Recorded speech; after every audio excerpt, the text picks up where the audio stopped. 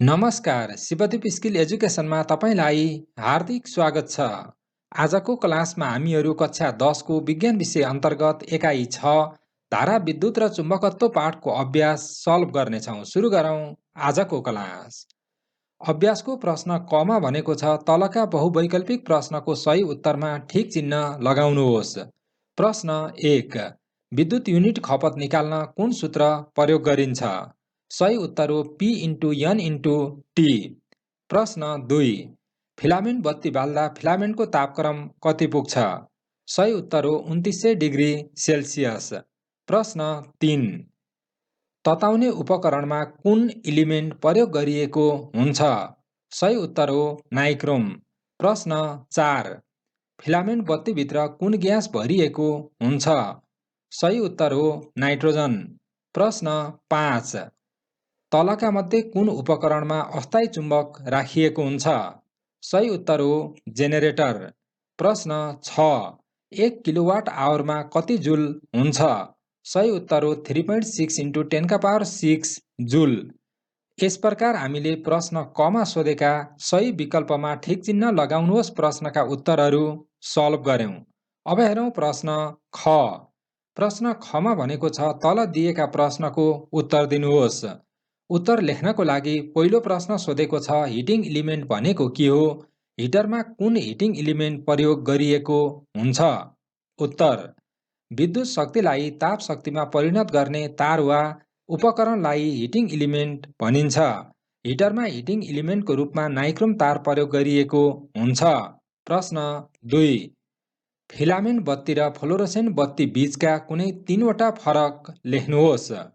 Filament बत्ती र fluorescent बत्तीका बीचमा रहेका 3वटा फरकहरू निम्न छन्। एकातर्फ लेखौं फिलामेन्ट बत्ती, अर्कोतर्फ लेखौं फ्लोरोसेन्ट बत्ती। फिलामेन्ट बत्तीतर्फ टंगस्टेन धातुबाट बनेको फिलामेन्ट प्रयोग गरिएको हुन्छ। फ्लोरोसेन्ट बत्तीतर्फ यसमा फिलामेन्टको सट्टा चिमको दुवैतिर इलेक्ट्रोडहरू प्रयोग गरिएको हुन्छ। चिमभित्र निष्क्रिय ग्यास भरिएको हुन्छ। फ्लोरोसेन्ट बत्तीभित्र पारोको बाफ भरिएको हुन्छ। फिलामेन्ट बत्तीको आयु 1000 घण्टा जति हुन्छ। फ्लोरोसेन्ट बत्तीको आयु 3000 घण्टा जति हुन्छ। यस प्रकार हामी फिलामेन्ट बत्ती र फ्लोरोसेन्ट बत्तीको बीचमा फरक लेख्यौं। अब हेरौं प्रश्न 3। प्रश्न 3 मा भनेको छ फिलामेन्ट भनेको के हो? यो कुन धातुबाट बनाइन्छ? 2वटा कारण दिनुहोस्। उत्तर, टंगस्टेन धातुबाट बनेको चिमभित्र प्रयोग गरिने उच्च विद्युत अवरोध भएको मसिनो तारको कोइललाई फिलामेन्ट भनिन्छ। यो भयो फिलामेन्टको परिभाषा। यो कुन धातुबाट बनाइन्छ भनेको छ, यही पनि आइसक्यो टंगस्टेन धातु, अर्थात् फिलामेन्ट टंगस्टेन धातुबाट बनाइएको हुन्छ। 2वटा कारण दिनुहोस् भनेको छ। किन टंगस्टेन धातुबाट बनाइन्छ त भन्दा फिलामेन्टको रूपमा टंगस्टेन धातु प्रयोग गर्नुका 2 कारणहरू निम्न छन्। नम्बर 1, उच्च विद्युत अवरोध हुने भएकाले विद्युत प्रवाह रोकिएर ताप र प्रकाश शक्ति उत्पन्न हुन्छ। नम्बर 2, यसको पग्लने बिन्दु उच्च हुन्छ जसले गर्दा उच्च तापक्रममा तातेर ताप र प्रकाश उत्पन्न गर्छ। यस प्रकार हामी फिलामेन्टको रूपमा टंगस्टेन धातु प्रयोग गर्ने 2वटा कारणहरू लेख्यौं। प्रश्न 4। प्रश्न 4 मा भनेको छ फ्लोरोसेन्ट बत्तीमा पारोको बाफ र फ्लोरोसेन्ट पाउडरको कार्यहरू लेख्नुहोस्। उत्तर, फ्लोरोसेन्ट बत्तीमा पारोको बाफले इलेक्ट्रोन प्रवाह हुँदा परावैजनिक किरण निकाल्छ भने फ्लोरोसेन्ट पाउडरले उक्त परावैजनिक किरणलाई प्रज्वलित गर्छ। पारोको बाफले इलेक्ट्रोन प्रवाह हुँदा परावैजनिक किरण निकाल्छ भने फ्लोरोसेन्ट पाउडरले उक्त परावैजनिक किरणलाई प्रज्वलित गर्छ। प्रश्न 5, CFL को विस्तारित रूप के हो? यसको प्रयोगले विद्युत लोड सेडिङ घटाउँछ कसरी? उत्तर, CFL को पूरा रूप कम्प्याक्ट फ्लोरोसेन्ट ल्याम्प हो। CFL बल्बले कम विद्युत खपत गरेर धेरै उज्यालो दिन सक्छ। त्यसैले यसको प्रयोगले विद्युत लोड सेडिङ घटाउँछ। हामीले बुझ्नुपर्ने कुरा के हो भने CFL बल्बको कार्यक्षमता धेरै छ, अर्थात् यसले कम शक्तिको प्रयोग गरेर धेरै आउटपुट अर्थात् धेरै उज्यालो दिन सक्छ, जसले गर्दा विद्युत खपत कम हुन्छ। विद्युत खपत कम हुने भएकोले लोड सेडिङ घटाउन मद्दत गर्छ। प्रश्न 6, प्रश्न 6 मा भनेको छ चित्रसहित विद्युत घण्टीको कार्यविधि वर्णन गर्नुहोस्। उत्तर: सबैभन्दा पहिले हामीले यहाँ विद्युत घण्टीको चित्र हेरौँ। यहाँ तपाईले बुझ्नुपर्ने कुरा के हो भने यहाँ सेल छ। अन अफ हामीले यहाँ गर्न सक्छौँ। त्यसपछि यहाँ एउटा के छ, यो कोइल बेरिएको फलाम छ, जसलाई हामीले अस्थायी चुम्बकको रूपमा प्रयोग गरेका छौँ। जब यहाँ विद्युत प्रवाह हुन्छ, विद्युत प्रवाह भइसकेपछि यो के बन्छ, म्याग्नेट बन्छ, अर्थात् चुम्बक बन्छ। चुम्बक बनिसकेपछि यहाँ रहेको घनलाई के गर्छ भने आफूतिर तान्छ। यसरी तानिसकेपछि यो अगाडि आउने भयो र यहाँ यो जुन घण्टी छ घण्टीमा ठोक्किने भयो, यो घण्टीमा ठोक्किने भयो। यसरी ठोक्किसकेपछि यहाँ जुन बिन्दु सीमा रहेको यो नटसँग जोडिएको हुन्छ, यो नटसँग जोडिएको भाग छुट्टिने भयो। छुट्टिन साथ के हुन्छ त भन्दा यहाँबाट विद्युत प्रवाह रोकिन्छ। विद्युत प्रवाह रोकिन साथ यहाँबाट यो फेरि के हुन्छ, स्प्रिङको प्रयोग भएको हुन्छ, जसले गर्दा यो फेरि ब्याक हुन्छ। ब्याक हुँदाखेरि फेरि गएर यो पिनमा ठोकिन्छ। पिनमा ठोकिने बित्तिकै फेरि विद्युत प्रवाह हुन्छ। विद्युत प्रवाह भएपछि फेरि घण्टी बज्छ। यही क्रम दोहोरिरहन्छ र घण्टी बजिरहन्छ। अब यहाँ लेख्दा हामीले यसरी लेख्न सक्छौँ, विद्युत चुम्बकको प्रयोग गरी बनाइएको घण्टीलाई विद्युत घण्टी भनिन्छ। अब विद्युत घण्टीको कार्यविधिको कुरा गर्दाखेरि विद्युत घण्टीको स्विच दबाएपछि विद्युतीय परिपथ बन्द हुन्छ। विद्युत चुम्बकमा चुम्बकीय गुण उत्पन्न भई आर्मेचरलाई आफूतिर तान्छ। यस क्रियामा घनले घण्टीलाई हिर्काउने हुँदा घण्टी बज्छ। घण्टी बज्ने बित्तिकै परिपथ खुल्ला हुन्छ र विद्युत बन्द हुन्छ। सँगै पुनः बन्द परिपथ बनेर पहिलेको प्रक्रिया दोहोरिन्छ। यी क्रियाहरू बारम्बार हुँदा घण्टी बजेको सुनिन्छ। अब हेरौँ प्रश्न 7। प्रश्न 7 मा भनेको छ बाइसाइकल डाइनामोले कसरी काम गर्छ, संक्षेपमा व्याख्या गर्नुहोस्। सबैभन्दा पहिले हामीले बाइसाइकल डाइनामोको चित्र हेरौँ। तपाईले यहाँ देखिरहनु भएको छ साइकलको पाङ्ग्रा हो यो। पाङ्ग्रासँग यो जुन माथिल्लो बिर्कोको भाग छ यो जोडिएको हुन्छ। बिर्कोसँग चुम्बक जोडिएको हुन्छ। एउटा चाहिँ छड चुम्बक यहाँ प्रयोग गरिएको हुन्छ र त्यो जोडिएको हुन्छ। तल के छ भन्दा नरम कोइल बेरिएको छ। डाइनामोभित्र एउटा स्थायी चुम्बक र इनामेल कोट गरिएको तारको कोइल राखिएको हुन्छ। साइकलको टायर घुम्दा यसले डाइनामोको टाउको घुमाइदिन्छ, जसले गर्दा डाइनामोभित्र राखिएको चुम्बक घुम्छ। चुम्बक घुम्दा यसका बलरेखाहरू घुम्छन् र तारको कोइलले काटिन्छन्। फलस्वरूप उक्त कोइलमा विद्युत उत्पादन हुन्छ। उत्पादित विद्युतको प्रयोग गरी साइकलको बत्ती बाल्न सकिन्छ। यस प्रक्रियामा साइकलको गति बढ्दा बत्तीको चहक पनि बढ्छ। यस प्रकार हामी बाइसाइकल डाइनामोले कसरी काम गर्छ त्यो कुरा बुझ्यौँ। अब हेरौँ प्रश्न 8। प्रश्न 8 मा भनेको छ जेनेरेटर वा डाइनामोबाट उत्पादन हुने करेन्टको मात्रा बढाउन कुन कुन विधि अपनाउनु पर्छ।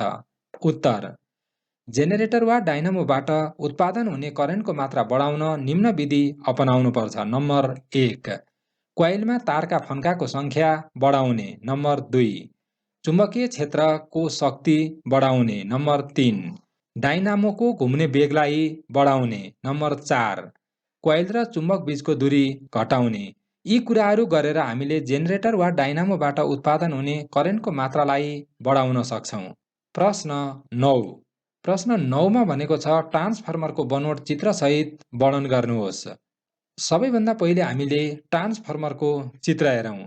यहाँ हामीले बुझ्नुपर्ने कुरा के हो भने यिनी जति पनि यो पाताहरू छन् यी यु सेपका फलाम कोरहरू हुन् अथवा फलामका पाताहरू के गरिएको छ नटले कसेर एउटा ढिक्का बनाइएको छ र यसमा यहाँ जुन यो इनपुटतिर र आउटपुटतिर तारलाई बेरिएको हुन्छ भनेको यो इनामेल कोट गरिएको तार हो। दुवैतर्फ हुन्छ। इनपुटबाट विद्युत पठाइन्छ, आउटपुटबाट विद्युत आउटपुटको रूपमा निकालिन्छ।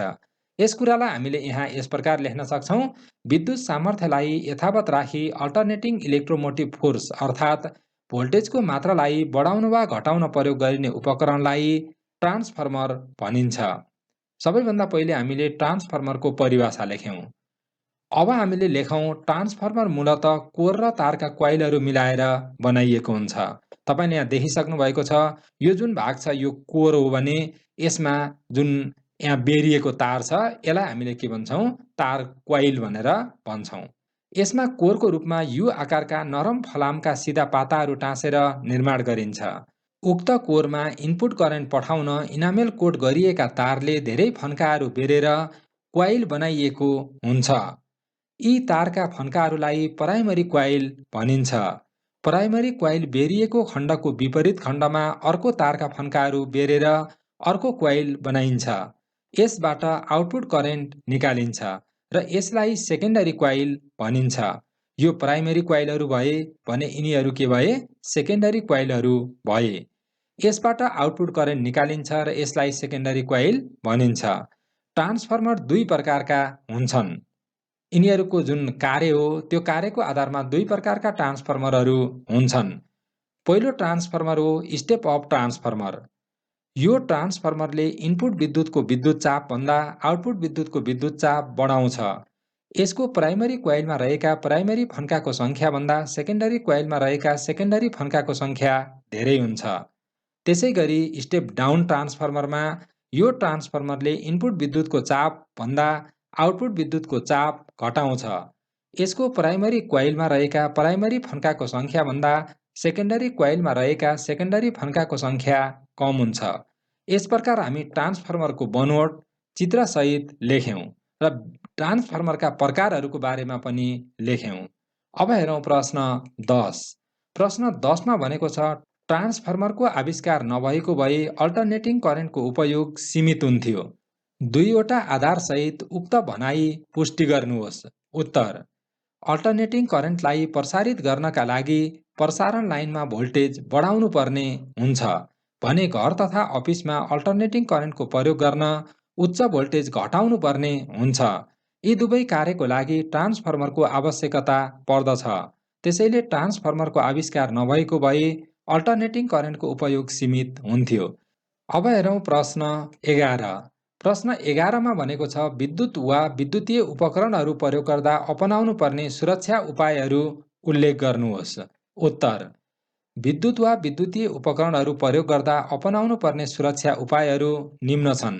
यो निकै महत्त्वपूर्ण छ। हाम्रो दैनिक जीवनमा पनि हामीले विभिन्न सुरक्षाका उपायहरू अपनाउनु पर्ने हुन्छ।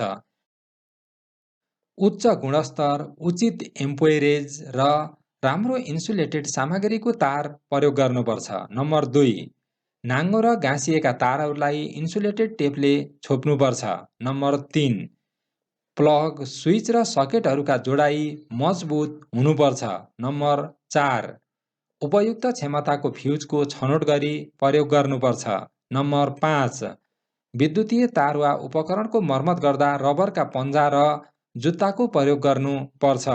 नम्बर 6, सम्पूर्ण विद्युतीय उपकरणहरूलाई अर्थिङ गर्नुपर्छ। त्यसैगरी नम्बर 7 मा निकै महत्त्वपूर्ण कुरा छ। यो तपाईहरुले सधैँ जानिराख्नु होला। हाम्रै वरिपरि पनि विद्युतीय सर्ट भएर आगालागी भएको हुन सक्छ। त्यो अवस्थामा हामीले के गर्नुपर्छ त? मुख्य स्विच बन्द गर्नुपर्छ।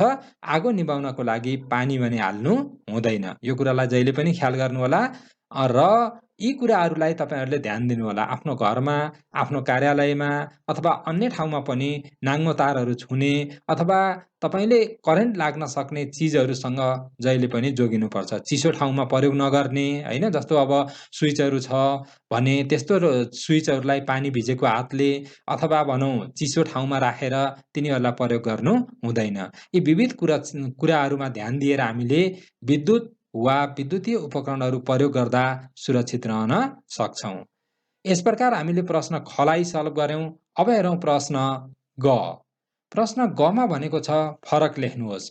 फरक लेख्नको लागि पहिलो प्रश्न छ टंगस्टेन र नाइक्रोम। टंगस्टेन र नाइक्रोमको बीचमा निम्न अनुसार फरक छ। टंगस्टेन, यसलाई फिलामेन्टका रूपमा बल्बमा प्रयोग गरिन्छ। नाइक्रोम, यसलाई हिटिङ एलिमेन्टका रूपमा हिटरमा प्रयोग गरिन्छ। त्यसैगरी टंगस्टेन तर्फ लेख्न सक्छौं यसको पग्लने बिन्दु करिब 3400 डिग्री सेल्सियस हो। नाइक्रोम, यसको पग्लने बिन्दु करिब 900 डिग्री सेल्सियस हो। अब हेरौं प्रश्न 2। प्रश्न 2 मा भनेको छ विद्युत मोटर र जेनेरेटर। विद्युत मोटर र जेनेरेटरमा निम्न अनुसार फरक छ। एकातर्फ लेखौं विद्युत मोटर, अर्कोतर्फ लेखौं जेनेरेटर। यो मोटर असरको सिद्धान्तमा आधारित हुन्छ। यो विद्युत चुम्बकीय उपादानको सिद्धान्तमा आधारित हुन्छ। विद्युत शक्तिलाई यान्त्रिक शक्तिमा रूपान्तरण गर्छ, यान्त्रिक शक्तिलाई विद्युत शक्तिमा रूपान्तरण गर्छ। यस प्रकार हामी विद्युत मोटर र जेनेरेटरको बीचमा फरक लेख्यौं। प्रश्न 3। प्रश्न 3 मा भनेको छ डाइनामोबाट प्राप्त विद्युत र ब्याट्रीबाट प्राप्त विद्युत। डाइनामोबाट प्राप्त विद्युत र ब्याट्रीबाट प्राप्त विद्युतको बीचमा निम्न अनुसार फरक छ। डाइनामोबाट प्राप्त विद्युतमा डाइनामोबाट एसी उत्पादन हुन्छ र ब्याट्रीबाट प्राप्त विद्युतमा ब्याट्रीबाट डीसी उत्पादन हुन्छ। भनेको अल्टरनेटिङ करेन्ट उत्पादन हुन्छ, डाइरेक्ट करेन्ट उत्पादन हुन्छ। त्यसै गरी हामी डाइनामोतर्फ लेख्न सक्छौं यान्त्रिक शक्तिलाई विद्युत शक्तिमा रूपान्तरण गर्छ। त्यसै गरी ब्याट्रीबाट प्राप्त विद्युतमा रासायनिक शक्तिलाई विद्युतीय शक्तिमा रूपान्तरण गर्छ अथवा विद्युत शक्तिमा रूपान्तरण गर्छ। यस प्रकार हामी डाइनामोबाट प्राप्त विद्युत र ब्याट्रीबाट प्राप्त विद्युतको बीचमा फरक लेख्यौं। फरक लेख्नुहोस् अन्तर्गतको अन्तिम प्रश्नमा छ स्टेप अप ट्रान्सफर्मर र स्टेप डाउन ट्रान्सफर्मर। यसको बारेमा हामीले अगाडि पनि छलफल गरिसकेका छौं। फरकको रूपमा हामी यस प्रकार लेख्न सक्छौं। इनपुट विद्युतको विद्युत चाप भन्दा आउटपुट विद्युतको विद्युत चाप बढाउँछ। कसले त? स्टेप अप ट्रान्सफर्मरले। स्टेप डाउन ट्रान्सफर्मरतर्फ इनपुट विद्युतको विद्युत चाप भन्दा आउटपुट विद्युतको विद्युत चाप घटाउँछ। डाउन भनेपछि घटाउँछ, अप भनेपछि बढाउँछ। प्राइमरी क्वाइलमा रहेका प्राइमरी फन्काको संख्या भन्दा सेकेन्डरी क्वाइलमा रहेका सेकेन्डरी फन्काको संख्या धेरै हुन्छ। यसको प्राइमरी क्वाइलमा रहेका प्राइमरी फन्काको संख्या भन्दा सेकेन्डरी क्वाइलमा रहेका सेकेन्डरी फन्काको संख्या कम हुन्छ। डाउन भन्ने बित्तिकै क्वाइलहरूको संख्या पनि डाउन भयो के? सुरुमा इनपुट भन्दा आउटपुट कम। स्टेप डाउन इनपुट भन्दा आउटपुट बढी, स्टेप अप। है, यो कुरालाई हामीले सम्झनु पर्यो। यससँगै हामीले कक्षा 10 को विज्ञान विषय अन्तर्गतको एकाइ 6 धारा विद्युत र चुम्बकत्व पाठको अभ्यासको पहिलो खण्ड यति सल्भ गरेका छौं। दोस्रो खण्डमा म कारण लेख्नुहोस् र हिसाबहरू गराउनेछु र त्यो लिङ्कलाई मैले डिस्क्रिप्सन बक्समा राखिदिनेछु, साथै माथि रहने आई बटनमा पनि राखिदिनेछु, जुन लिङ्क तपाईहरुले क्लिक गरेर हेर्न सक्नुहुनेछ भिडियोलाई।